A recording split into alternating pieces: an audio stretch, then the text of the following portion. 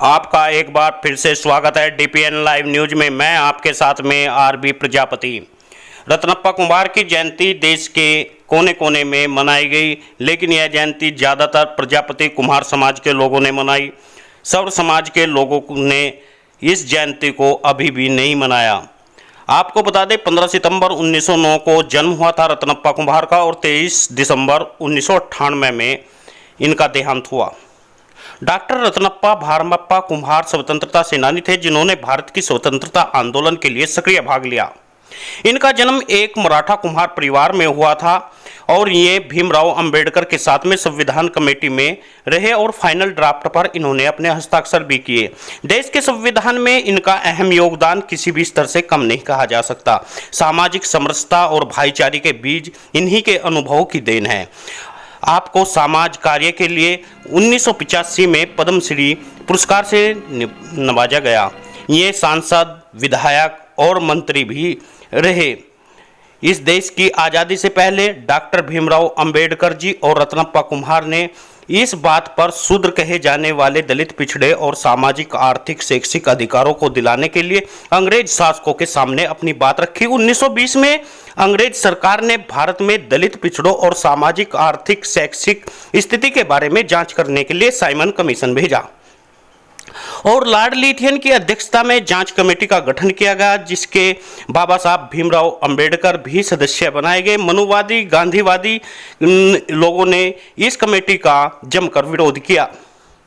उस समय डॉक्टर साहब के साथ घूमते थे रत्नप्पा कुम्हार, रात भर पिछड़ों और दलितों को समझाते थे और इस बात को उन्होंने तरह तरह से समझाने की कोशिश की। अनुसूची में अपने आप को दर्ज कराने का भरसक प्रयास भी किया। सामाजिक, आर्थिक, राजनीतिक, शैक्षिक रूप से पिछड़े रहे, लेकिन गांधीवादियों के बहकावे में आकर पिछड़ों ने अपनी जाति को अनुसूचित में दर्ज नहीं कराया, क्योंकि गांधी और उनके सहयोगी उन्हें समझा रहे थे अनुसूचित में इसलिए दर्ज नहीं करना चाहिए क्योंकि तुम छोटे कहलाने लगोगे।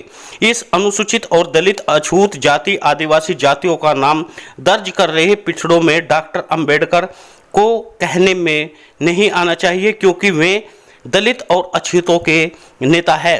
पिछड़ों के वर्ग, उच्च वर्ग और मनुवादी लोग कोई भेदभाव नहीं करते हैं, उनका चौका चूल्हा तक जाते हैं।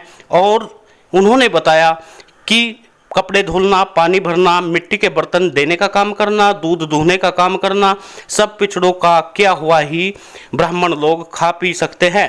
पिछड़े उनसे अलग कैसे माने जाते हैं? ऐसे में पिछड़ों के लिए अलग अधिकार दिलाना कैसे शोभा देगा? गांधीवादी वर्ग के लोगों ने उन अधिकारों को अवगत और वंचित रहे पिछड़े समाज के लोग और अधिकार से वे अनुसूचित जाति में नहीं आ पाए।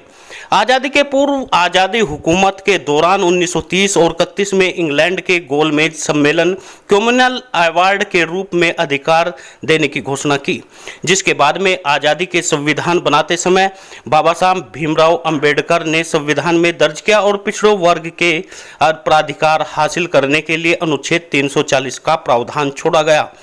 अब भी अपने आप को पिछड़ेपन का एहसास होगा और अधिकारों से उन्हें ज़्यादा अधिकार मिल सके। संविधान में लागू करने के बाद में अधिकार एक आयोग बना करके, जिसे काका कालेलकर का आयोग भी उसी अपनी रिपोर्ट में प्रस्तुत किया गया है। इस अधिकार को आधार बनाकर गांधीवादी राजनीतिक दलों ने, राजनीतिक लोगों ने सोचा कि सरकार में बैठे हुए अनुसूचित और अनुसूचित जनजाति के कई लोगों को, पिछड़ों को भी उनके अधिकार मिलने लग जाएंगे। इस तरह से रत्नप्पा कुम्हार ने पिछड़ों के लिए तमाम कार्य किए और यही नहीं, उन्होंने तमाम उन लोगों के जो मुख्य धारा से नहीं जुड़ पाए, उन लोगों के लिए कार्य किया।